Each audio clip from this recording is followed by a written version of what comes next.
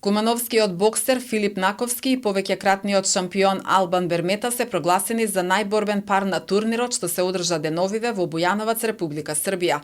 Наковски имаше силен противник, но прикажа одлична борба. Иако изгуби, Филип е задоволен од својот резултат. Се најдов во силна конкуренција, тежок противник.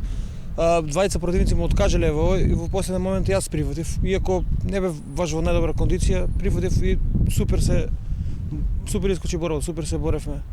Беше напорна, тешка, изгубив поради недоволно спремност, али прикажав добра борба и задоволен сум малку од прикажавано. И имав 4 дена да размислам и ја прифатив борбата, 4 дена пред борбата. Ние тренираме со другари индивидуално, нема сала, нема клуб моментално во Куманово.